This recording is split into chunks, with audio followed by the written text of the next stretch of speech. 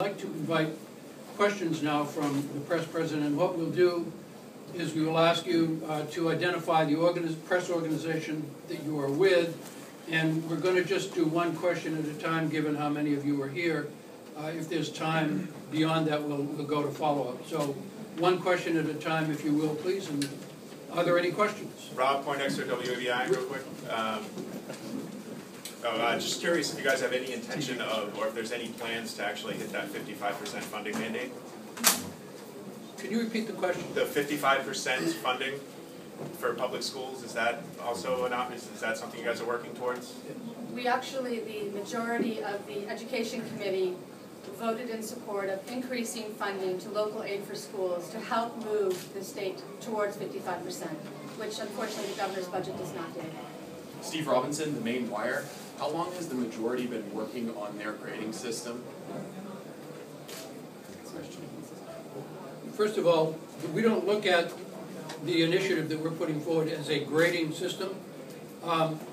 We consider it quite ironic, actually, that in this state, we have moved towards a proficiency-based system of learning for our students in K through 12, the results are not measured in a grade A through F, rather than measured whether or not one is proficient in learning what's being taught. And we think that more of a proficiency-based, how long has the performance-based, one question, okay? More of a performance-based system is what's more appropriate for the state of Maine at this time. And how long have you been in, how long has this been in the works? I said one question, okay? Mr. Cousins. You didn't answer my first question. My first question I is answered how long it has satisfactorily, Mr. Cousins. Chris Cousins, BDN. Just curious when you plan to roll this out. As you know, the governor is talking about new grades for high schools this fall. Will your grading system be out there before then? And if it's not grades, what's it going to be that we look at to tell how our schools are doing? Well, we have a draft of the legislation right now that we're continuing to work on, but I would stress that the intent of this bill is to actually put a process in place that is respectful of the stakeholders in our education system, which was not done by this administration.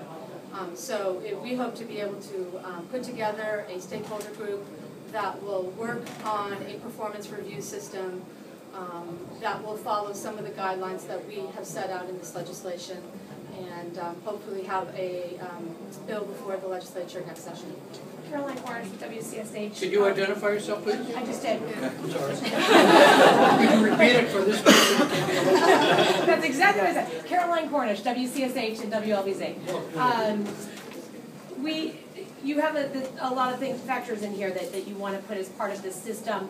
How do you determine how those factors are weighted? I mean, one of the things we hear from the governor's office is A through F is very simple for people to see. This is where each school stands.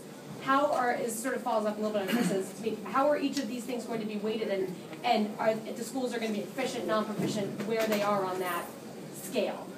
Well, we're going to, as the senator said, we plan to put together a stakeholder group that will look at the various components of a system that would be used to assess schools, and the weighting will come forward out of that stakeholder group. So we don't have a preconceived notion. We know what we want we know in general what we want schools to be teaching, but we want to go forward looking at what teachers, administrators, parents, children, other stakeholders in the process see as the total offering that we need to be doing for a 21st century education. We'll build that process with this stakeholder group and come back with a bill that will represent that. Jay Field, MPBN. Hi. The governor mentioned in his State of the State that he was considering a grading system.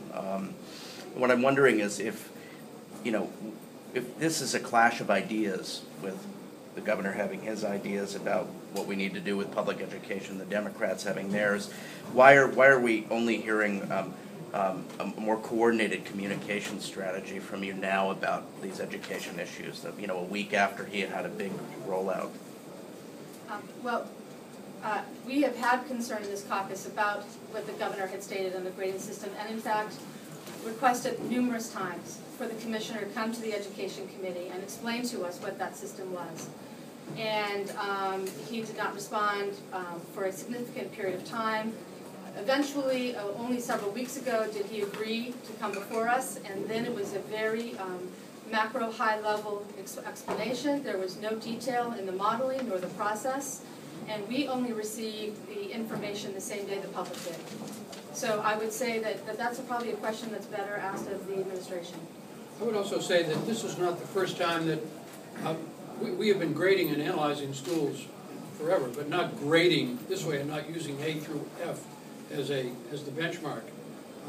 So this is not new. There are assessments that are going on all the time, but they're much more based upon what students are doing in schools and based upon what teachers are doing in schools. And so the A through F system that has come forward here is just a brand new and I think inadequate way of looking at schools. It's based upon a system that was used in Florida that we know is flawed and had to be changed around so that more schools could look to be seen as succeeding. And I spent 20 years in education, but I also spent 20 years in the computer world, and we had a saying in software development and data management: if you put garbage into a system, bad data into a system, out will come bad data. The tests that these things were based, the rating system is based on, is bad data, standardized tests that really discriminate against lower income and poor families, and we just don't think it's an adequate way to be measuring schools. It's a flawed way. Paul Merrill from Channel 8 in Portland. I'm sure parents are going to watch this and say, this is political squabbling, it's not going to help my kid. How do you respond to that? I don't feel this is squabbling at all. I think this has become a very high-stakes game. The governor rolled out a system that is labeling schools as failing or close to failing, and there are some serious repercussions that result of that. In fact, I understand that one of his bills has been introduced by Representative Johnson that would empower the state to pull or to potentially close or allow, and definitely allow students to leave the school at no cost to attend other schools of their choice. Noelle Gallagher, Press Herald.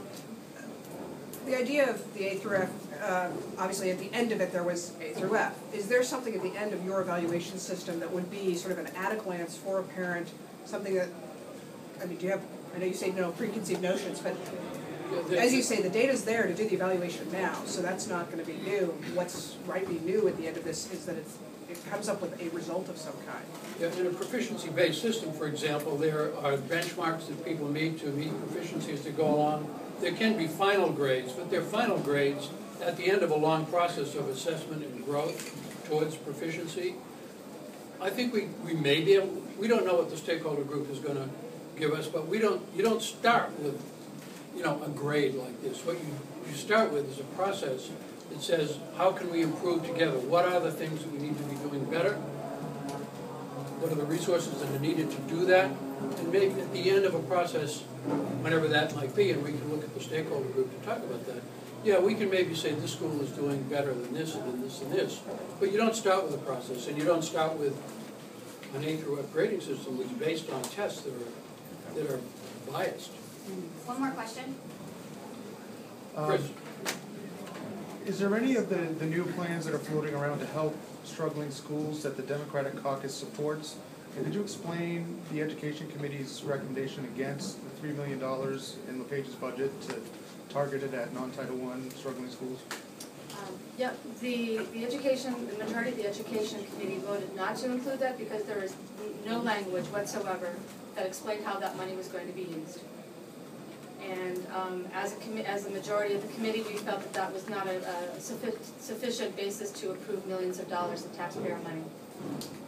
We're also continually looking at the funding formula that sends funds out to schools. We want to make sure the schools that truly need additional help due to a low tax base, that money is directed that way. So we're continually looking at these models for improvement. We've also, as the Senator said, we've recommended additional funds in the budget to fund education at 100% of EPS, which the governor's proposed budget did not do. We're looking to increase that funding and then to have those funds be applied where they're most needed through a formula that is just and equitable. Will you answer the question about when you guys started formulating this I plan? think we said one more question and we're wrapping up, so thank you everyone. Didn't answer the first question though. I mean, that's a fair question, and I think it says something that you guys will answer.